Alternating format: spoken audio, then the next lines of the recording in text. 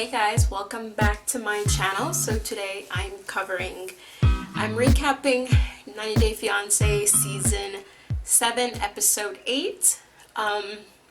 Overall this episode was meh, and there were some parts that were entertaining and other parts that were not. With that being said, let's jump into it. So the first couple we have is Anna and Marcel. So Marcel, from the last episode, we know that he had told his family that Anna has 3 kids, as if he didn't know. They told him to come home, and he's decided that because of how aggressive and angry his family is, he needs to listen to them. So he relays the same message to Anne, and Anna, she's just devastated. So she was kind of asking him, so what does this mean? And he's like, we can't get married. So essentially the wedding is canceled. So obviously Anna is so torn up about this. She just can't understand. She tells her 2 youngest sons about it. They look very upset. Not necessarily because Marcel is leaving, but more like, why did you come here? Like, you're making my mom very sad. And his mom comes and tells him, like, I knew it. I knew this was going to be a problem and blah, blah, blah. Kind of saying, I told you so. She tells her older son, who's kind of like, it is what it is. I think he should have been more sympathetic towards his mother because she's hurting right now. But he was kind of like, it is what it is. So some of the conversations that the kids have brought up, which me looking on the outside brought up the same questions, was isn't Marcel a grown man? He's not like 21 grown. He's like almost 40 grown. And he has to listen to his parents. When his parents say, you can't live your life, you can't be happy with the one that you love, you're just kind of tell them, okay, sure. He's acting like his family, I don't know, would murder him or something like that, because I don't understand. I can understand like your family getting mad or not happy with the decision you make, but for my whole family to like never communicate with me again over a decision I made when I was grown and old enough to make it, that's ridiculous. Marcel looks like a puss for not standing up to his family about the woman he loves and wants to spend the rest of his life with. He knew from the start she had sons, and he was okay with it. So why can't they be okay with it? Anna kind of kicks Marcel out, but pays for him to go to a hotel because she's so angry. And Marcel is kind of devastated. He's like, I don't know what to do. He's trying to contact her and she's just like not here for it. So I guess their storyline is gonna continue until next episode, but I don't know, it looks like a lot of the couples are like, you're seeing kind of the end of them. Next couple we have is Tonya and Sinjin. So I don't know, Tanja, I've literally combined both their names. Tonya is coming across very, very cold-hearted and unwilling to compromise. Sinjin, I see where she's coming from. He's more of a needy or clingy individual, which you know that already. So like, why are we acting like, oh my god, I'm so surprised? He asked for, okay, the whole like calling all the time, like, no, I wouldn't want you to call me all the time. But he asked for her to text him when she gets home. It's a very common thing people do. Some people forget, but it's like a genuine forget. Sometimes I've even forget to text someone home. No one's ever assumed that because I didn't text him I was dead, but they figured, okay, she probably passed out. Tonya tells Sinjin, I can't make any promises. Meanwhile, Tanya is up in the club having a good time dancing. And I understand that you like to have fun, you like to let loose, but you also need to understand that you're engaged to someone, so you need to carry yourself in a certain way. You can't be openly flirting with guys, I would say, at all, because of the type of person Sinjin is. Sinjin's the person that would want to talk to you every 2 minutes. So what would make you think that he would be okay with this? So, because if when you get married, is it still going to be that way? You're still going to go to the club and flirt and talk with guys? Like, you're not giving him any reason to trust you. And you act like you're too busy for him. When you've left him, it's almost like leaving your friend in the middle of nowhere with a cell phone in your number and getting frustrated that they're trying to call you all the time because they have nothing to do. They don't know where they are. They don't know the area. So like, I feel like she's not taking that into account. She's taking it as just like, it is what it is. And I think from the last episode of her mom seeing that and now her sister seeing that, I feel like they feel sorry for him. And yeah, I guess that's all with them. So next we have Emily and Sasha. So Emily's sister, I think her name is Betsy, or I'm gonna call her Betsy, needs to stop lying, talking about, oh, I bought those food for you and stuff like that. If you like to eat unhealthy, if you like to eat what you eat, stand 10 toes down. This is what I like. This is my house. This is my food. It is what it is. But she's trying to come off as like, no, I usually eat healthy, but since you guys were here, I didn't want to cook and stuff. So I was like, girl, we see that you eat. It's okay to say, this is my house and this is the food I eat in my house. If you want to make your type of food, then there's a kitchen right there. And he's willing to cook his own food. I understand that when Emily was eating in Russia, she was eating different food, but when you're in different places, you eat different food.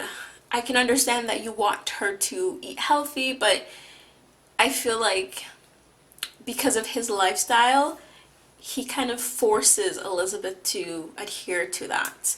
And she's not always up for living his lifestyle or his diets. So then I think, yeah, they came home from grocery shopping and then Sasha starts throwing food away. And not like food like this is rotten, or not food like, oh, you ate half of this, you don't need it. Like, he's throwing away things that are not even open, things that are new, and he's just tossing it away like he paid for it. And Betsy's like, no sir, what you're not gonna do is throw out my food, the food I paid for in my house, when you guys have no job. And he's arguing with her like, this is unhealthy, blah blah blah. And I feel like this conversation they had already, and Sasha, for a visitor or a guest in someone's home, he's very much like take charge of, oh, this is what I'm gonna do, this is what I'm not gonna do. And I feel like as a guest in someone's home, you don't really have that power to do that. And Emily is really bad at being the middleman in the situation. She's just very much like in the corner. So she decided that they are going to move out, which is really good because they need to. I think that's all with them. So next we have Robert and Annie. So Robert's sister, didn't remember her name, came down to go visit them, and I guess to go wedding shopping with Annie. So they meet each other for the first time in person. It was really cute. And they sit down and she's like, oh, so like, is everything what you think it's supposed to be or what it's supposed to be? And she's like, nope. She's like, I didn't bring clothes because I was told he was gonna buy me clothes. I do hair and I do nails, and people were like saying, no, no, no, you don't need this, you don't need this, you don't need that. Thank God I brought a little bit of stuff. He said we're gonna live in a 2-bedroom apartment, blah blah blah.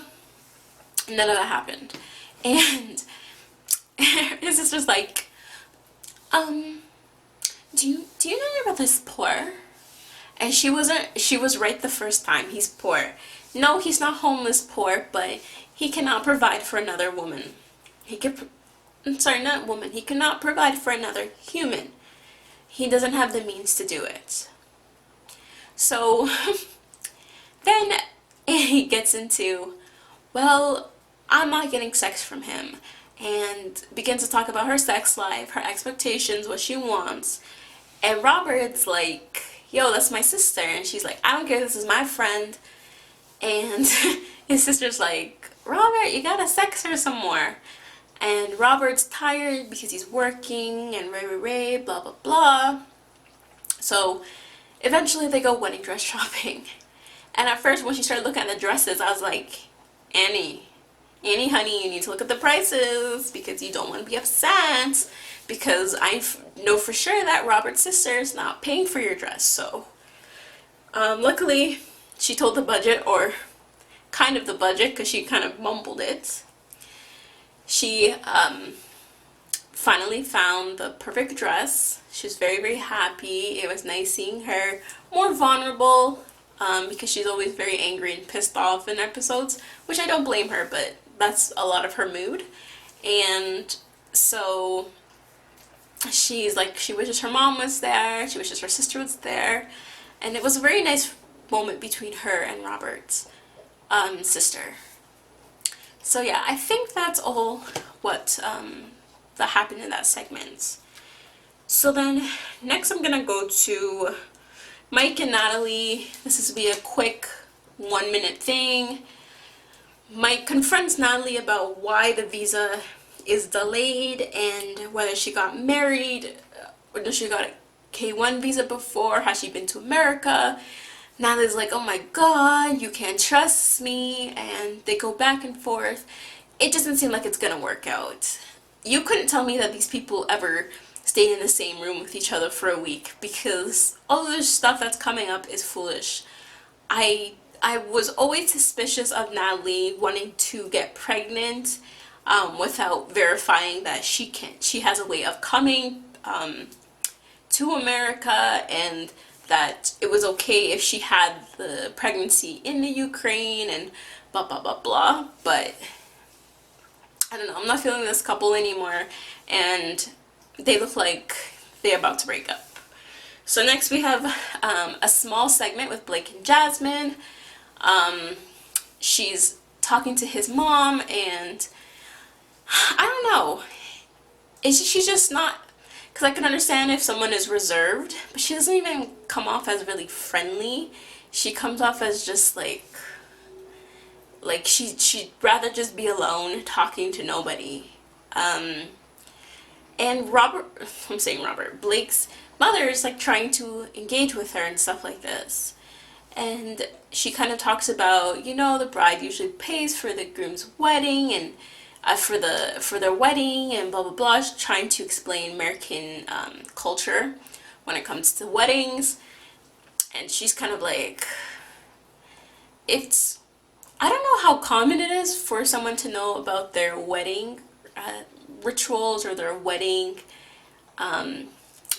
different activities, but I'm familiar with mine. I don't know, I guess it's not common enough as I would think it is, because she was unfamiliar with Finland's wedding activities and things of that nature. It's like she has no aspirations. Like, she just wants to sit there and look pretty, essentially. His mom asked her about career-wise, okay, what do you want to do? And she's just like, I don't know, I might go on Instagram and basically become an Instagram model and get free clothes. She knows that she's not going to get no money from that, and that is not a career that you want to do if you're not going to put your all in it, because you have to be on 24/7. And she seems like she's off, was it 25/6? What was it, 25/6? 23/6.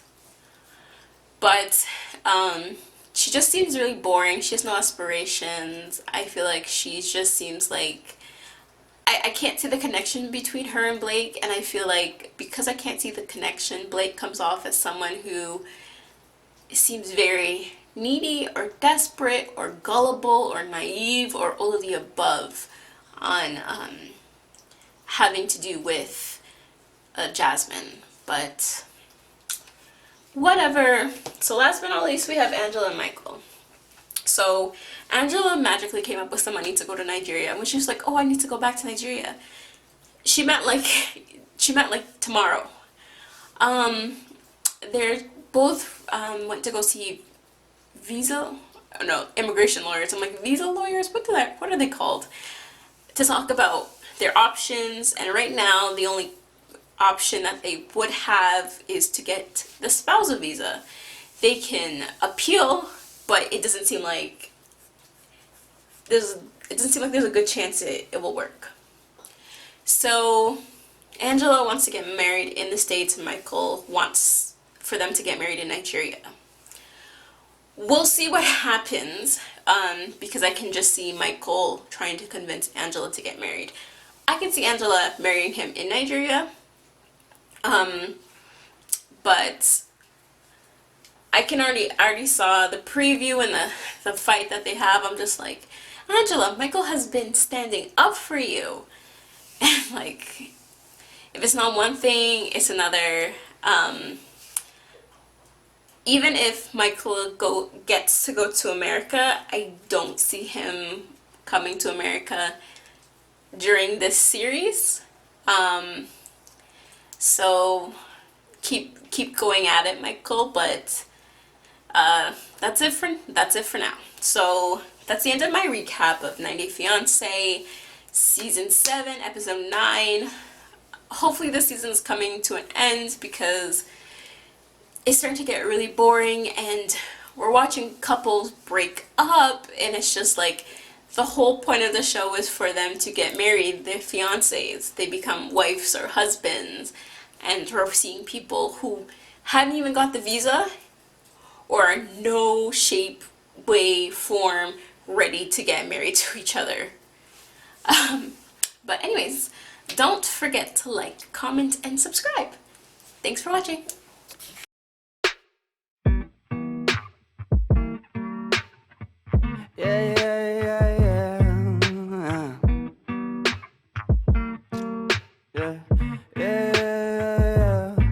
I'm just a dumb cunt, fucking sick and tired of it. Maybe I could front love, maybe I could buy a zip, maybe I get fucked up. Next time I could save some. Why it's gotta be like this? Why it's gotta be that way? Put it inside. Feel so rise up, banging on that loud.